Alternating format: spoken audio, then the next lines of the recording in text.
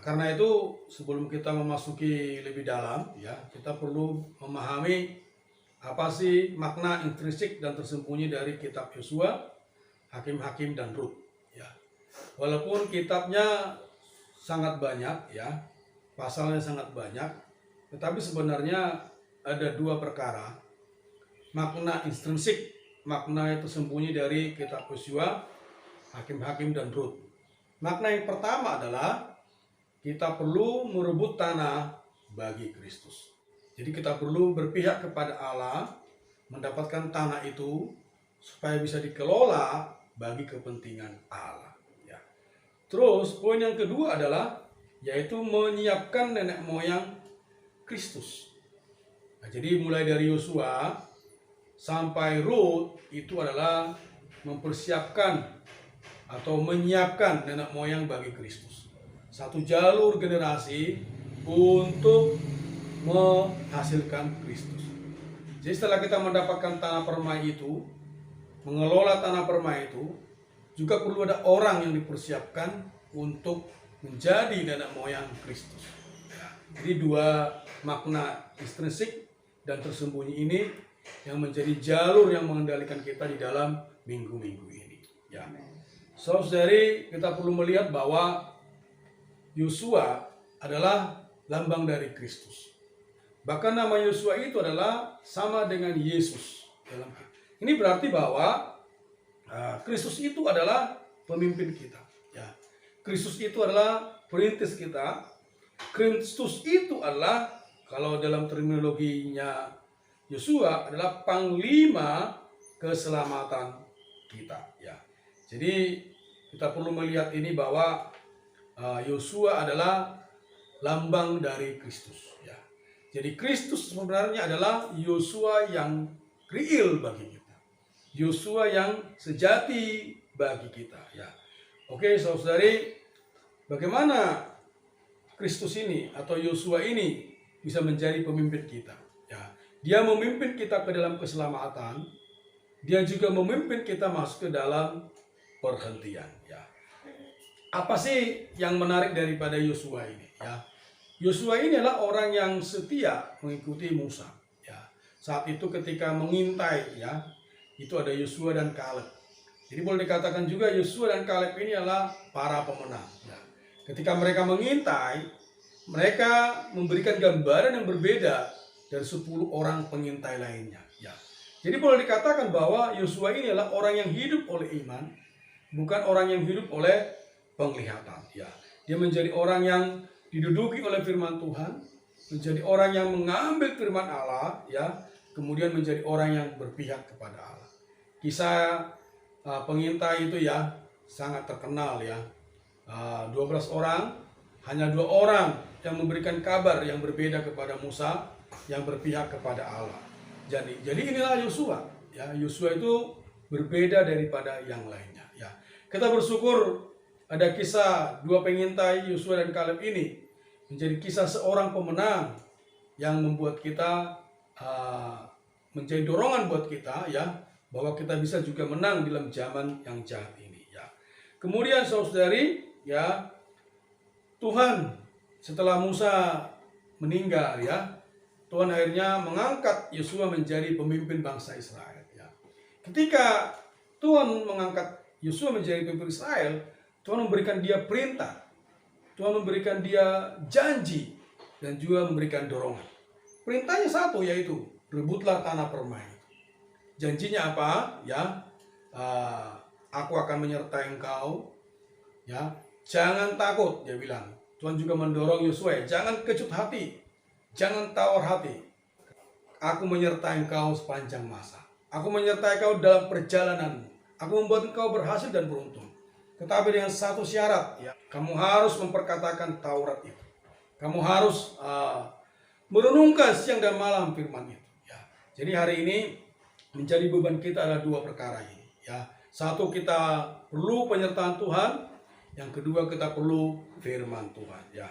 Oke, saudari, coba kita masuk ke poin intinya. Ya, beban kita minggu ini, ya, Tuhan damba supaya kita senantiasa bersatu dengan Tuhan. Kadang kita sekarang merasa ya bahwa kita kadang lemah ya, kita suram ya, apalagi di masa pandemi ini mungkin membuat kita kecut ya, membuat kita tawar hati. Tetapi kalau kita melihat perintah ya, melihat janji dan dorongan Allah kepada Yosua ya, yang perlu kita terapkan hari ini saudari, kita juga perlu menjadi orang yang kuat ya, orang yang berani ya. Ya di 2 Timotius pasal 1 ayat 7 ya, kamu perlu mengobarkan karunia Allah kepadamu.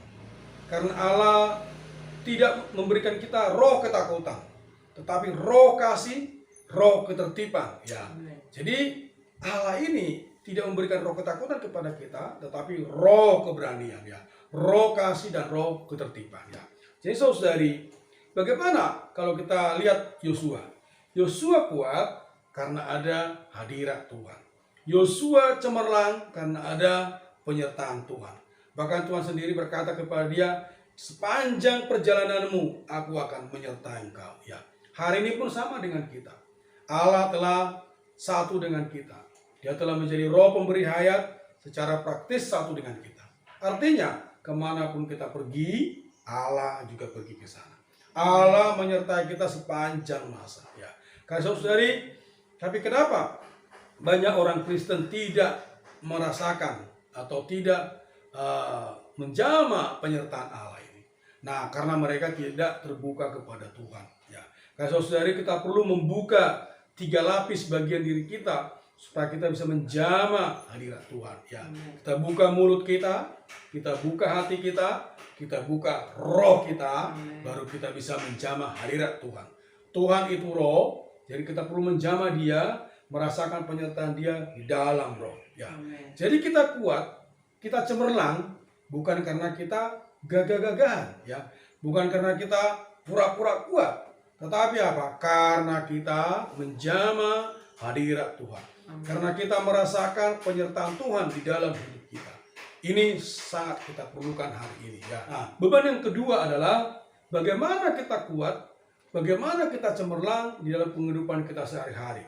Tadi saya mengutip lagi ya, Yosua pasal 1 ayat 9a. Di sana dikatakan, hendaklah kamu memperkatakan Taurat itu dan merenungkannya siang dan malam. Inilah perkataan Tuhan kepada Yosua. Nah, kalau kita terapkan hari ini saudari, kata di sana ya, kata merenungkan itu adalah bahasa Inggrisnya itu to muse upon ya. Jadi merenungkan, menerima firman Tuhan dengan banyak pertimbangan ya. Kalau kita cek di dalam kamus bahasa Inggris ya, arti muse upon itu adalah bahwa itu berbicara kepada kita sendiri, berbicara kepada Allah, dan juga di sana ada unsur penyembahan ya. Jadi ketika kita merenungkan firman Tuhan, kita perlu berdoa menyembah Allah, kita juga perlu berbicara kepada Allah, dan kita juga perlu berbicara kepada diri kita sendiri ya. Jadi dalam penjelasannya, merenungkan firman Tuhan itu bisa diumpamakan seperti memamah biak ya. Pernah dengar memamah biak ya? Ini contohnya adalah sapi ya. Sapi itu kalau sudah makan rumput ya, nanti dikeluarkan lagi, terus dikunyah-kunyah lagi, terus ditelan lagi ya.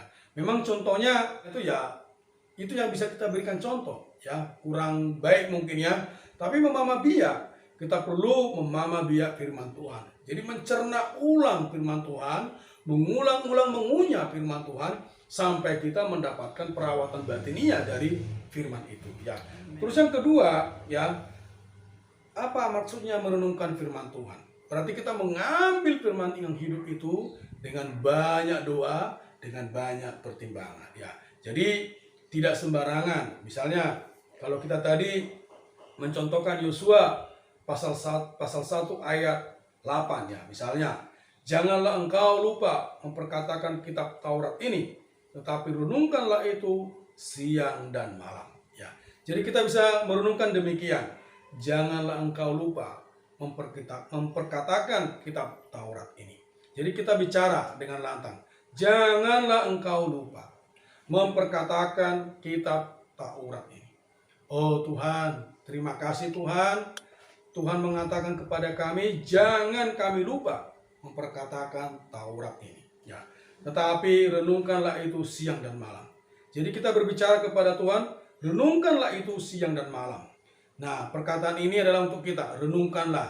Oh, renungkanlah siang dan malam. Kita ulangi, kita cerna, kita ulang lagi ya. Oh, supaya engkau bertindak hati-hati sesuai dengan apa yang tertulis di dalamnya.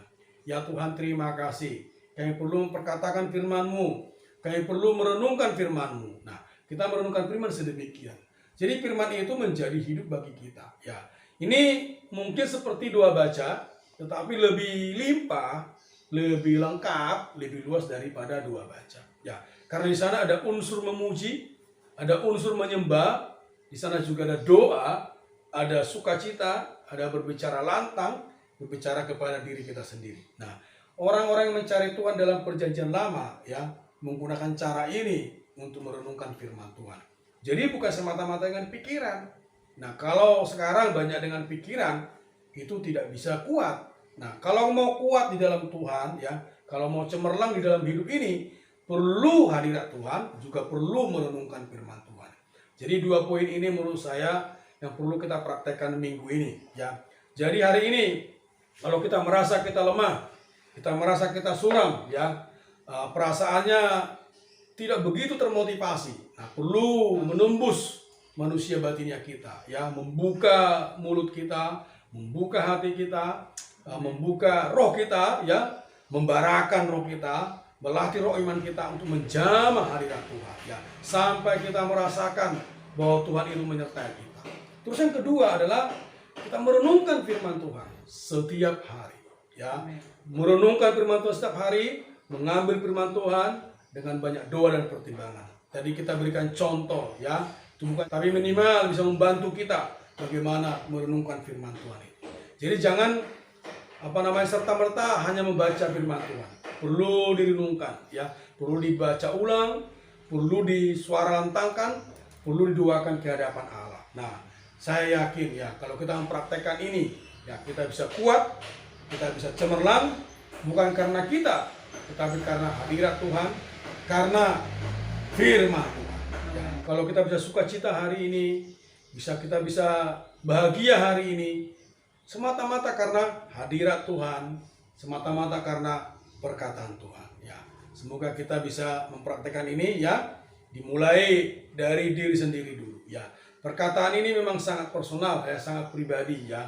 Tetapi ini yang kita perlukan, khususnya di masa pandemi ini, ya, banyak berita duka, ya, ekonomi juga tidak baik, ya. Tapi kita harus melihat perkara ini. Tuhan, saya bisa menjalani hidup ini. Di dalam perjalananku ada penyertaan-Mu. Saya juga bisa menyiapkan diri saya merenungkan firman. Saya kuat, saya cemerlang karena firman Tuhan. Saya kuat, saya cemerlang karena hadirat Tuhan. Ya, sangat simpel, sangat sederhana. Mulia bagi nama Tuhan.